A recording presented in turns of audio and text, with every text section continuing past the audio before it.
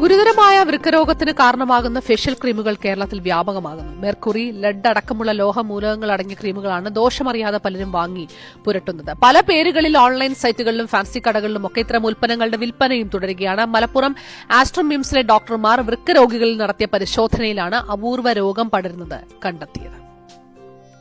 വെളുത്തിട്ട് പാറാമെന്ന മോഹവുമായി കിട്ടുന്ന ക്രീമെല്ലാം പുരട്ടുന്നവർ ഒന്ന് ശ്രദ്ധിക്കണം. മുഖം കറുക്കും, വൃക്ക പോകും. കോട്ടയ്ക്കൽ ആസ്ട്രം മിംസ് ആശുപത്രിയിലെത്തിയ വൃക്കരോഗികളിലാണ് ഡോക്ടർമാർ ഒരേ ലക്ഷണങ്ങൾ കണ്ടത്. മൂത്രത്തിൽ ചെറിയ തോതിൽ പതയും ശരീരത്തിൽ നീരുമായിരുന്നു ലക്ഷണങ്ങൾ. പരിശോധന നടത്തിയ ഡോക്ടർമാർക്ക് കിട്ടിയത് ഞെട്ടിക്കുന്ന കണക്കുകൾ. മെർക്കുറി, ഈയം, കാഡ്മിയം, ആഴ്സനിക് തുടങ്ങിയ മൂലകങ്ങളുടെ അളവ് അനുവദനീയമായതിലും 100-ലധികം മടങ്ങാണ് രോഗികളിൽ കണ്ടത്. ഒരു പേഷ്യന്റ് വന്നപ്പോൾ നമ്മൾ ഇങ്ങനെ അയാള് ചോദിച്ചപ്പോൾ അയാൾ വേറെ ഒന്നും ചെയ്തിട്ടില്ല. ഒരു ഫേസ് ക്രീം മാത്രമേ ഉപയോഗിച്ചിട്ടുള്ളൂ. കല്യാണത്തിന് വേണ്ടിയിട്ട് വെളുക്കാൻ വേണ്ടി അയാൾ ഒരു ഫേസ് ക്രീം മാത്രമേ ഉപയോഗിച്ചുള്ളൂ എന്ന് പറഞ്ഞു. അപ്പോൾ അങ്ങനെ ആ ഫേസ് ക്രീം കൊണ്ടുവരാൻ പറഞ്ഞു.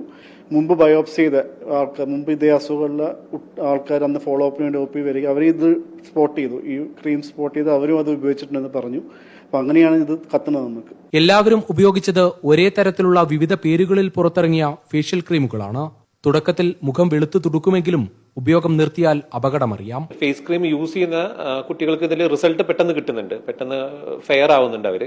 പക്ഷെ പിന്നീട് അവർക്ക് ഇത് നിർത്താൻ പറ്റുന്നില്ല. നിർത്തിക്കഴിഞ്ഞാൽ കൂടുതൽ ഡാർക്കായിട്ട് അവർ വരിക, പിന്നെ മുഖത്ത് നിറയെ കുരുക്കൾ വരുന്നു, പിന്നെ സ്കിന്നിൽ തന്നെ ഇഞ്ചുറി ഒക്കെ വരുന്നുണ്ട് ഇത് നിർത്തുമ്പോൾ. അപ്പോൾ അവരത് കണ്ടിന്യൂസ് ഒരു അടിമപ്പെടുന്ന പോലെ അത് യൂസ് ചെയ്യേണ്ടി വരുന്നു. അപ്പോഴേക്കും അത് കിഡ്നിനെയും ബാക്കി അവയവങ്ങളെയും ബാധിക്കുന്നു എന്നാണ് ഇപ്പോൾ നമ്മൾ കണ്ടെത്തുന്നത്.